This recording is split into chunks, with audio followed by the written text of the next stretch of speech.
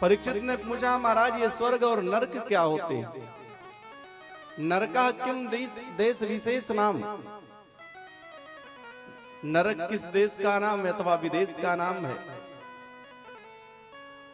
ये नरक क्या है?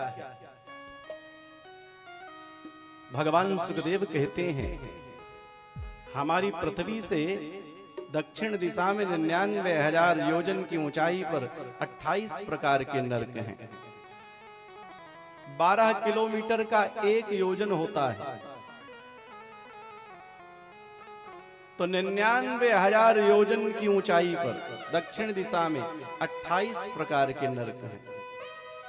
इसीलिए दक्षिण दिशा की ओर मुख्य दरवाजा नहीं करते घर का, इसीलिए दक्षिण दिशा की ओर पैर करके नहीं सोते।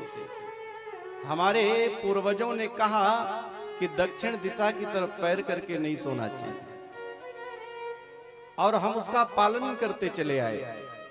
इधर तो वैज्ञानिकों ने भी खोज कर लिया कि पृथ्वी की ऐसी घूर्णन गति है कि दक्षिण दिशा में यदि पैर करके सोएंगे तो निगेटिविटी शरीर में प्रवेश करेगी, नकारात्मक ऊर्जा, और शरीर धीरे धीरे रोगी हो जाता है।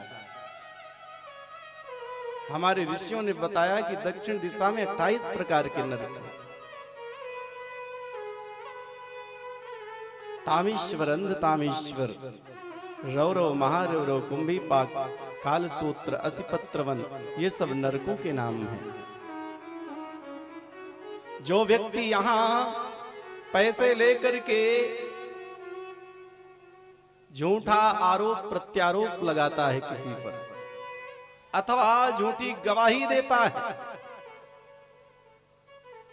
वो तामिश नामक नरक में जाता है। जो व्यक्ति पराई स्त्री, पराये धन को हरण करने की चेष्टा करते हैं, अंध तामेश्वर नरक में जाते हैं। जो व्यक्ति दूसरों से घृणा करते हैं, और रौरव नरक में जाते हैं। एक रुरु नाम का कीड़ा होता है, शरीर के एक अंग में प्रवेश करता है, दूसरे अंग से निकल जाता है, पूरे शरीर को चलनी जैसा छलनी कर देता है। जीव हाय हाय करके चिल्लाता है, लेकिन कोई बचाने वाला नहीं। क्यों? क्योंकि ये स्पेशल शरीर है नरक भोगने के लिए, कोई बचाने वाला नहीं। तो लोग कहते हैं, आजकल पढ़े लिखे लोग कहते हैं कि जब हमको मरने के बाद कुछ याद ही नहीं रहता कि हमने स्वर्ग भोगा कि नरक भोगा, तो यहां फिर हम क्यों डरें नरक से? नरक से डरें क्यों? कहते हैं स्वर्ग और नरक कहीं अन्यत्र नहीं है, सब यहीं पर है, और अपने आसपास पड़ोस में देखने को मिलता है।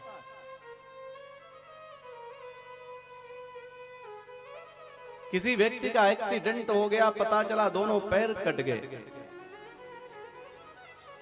हॉस्पिटल में 6 महीने भर्ती रहता है। क्या वो मरना नहीं चाहता? वो भी चाहता है कि इससे बढ़िया तो मर जाते, ये दुख ना भोगने पड़ते।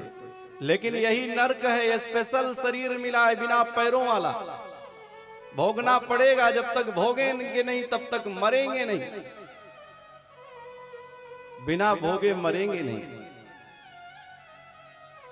पता चला आग लगा करके मरने का प्रयास किया, आत्महत्या किया, और पड़ोसियों ने आकर के बचा लिया। पूरा शरीर जल करके काला पड़ गया, शरीर के पूरे एक परत की चमड़ी उधड़ गई। मृत्यु नहीं हुई, हॉस्पिटल में एडमिट कर दिया गया। डॉक्टर साहब ने पूरे शरीर में दवा लगा करके मोटी मोटी रुई की पट्टी बांध दिया।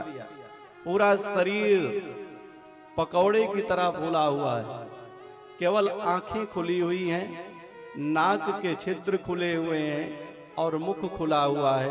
मुख में पाइप पड़ा है, पाइप से लिक्विड जाता है, तरल पदार्थ।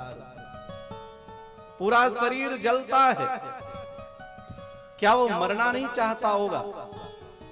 लेकिन यही तो नरक है, बिना भोगे मर नहीं सकते। पता चला 6 वर्ष 6 महीने इलाज चलता रहा हॉस्पिटल में, पूरा शरीर ठीक भी हो गया और जैसे ही घर आए 15 दिन बाद मृत्यु हो गई। यही तो नरक है। पूरे शरीर में कुष्ठ रोग हो गया, शरीर गलने लगता है लोगों का, सड़न पैदा हो जाती है, कीड़े पड़ जाते हैं। क्या वो मरना नहीं चाहता होगा? लेकिन नरक भोगना पड़ेगा। कर्म हमने किया है तो फल पड़ोसी भोगने थोड़े ही आएगा, फल भी हमको ही भोगना पड़ेगा। यदि हम ये कहें कि हम मरने के बाद स्वर्ग जाते हैं कि नरक जाते हैं, तो स्वर्ग और नरक की कल्पना यही है और सब यही भोगना पड़ता है। जिन घरों में एक दूसरे की बात मानी जाती है वही स्वर्ग है, सबका सम्मान है, सब प्रेम पूर्वक रहते हैं, आदर सम्मान एक दूसरे का करते, यही तो स्वर्ग है। और जो जैसा यहां कर्म करता है उसको फल भोगना पड़ता है। और याद रखें, कर्म हमने किया है, फल भी हम ही को भोगना पड़ेगा।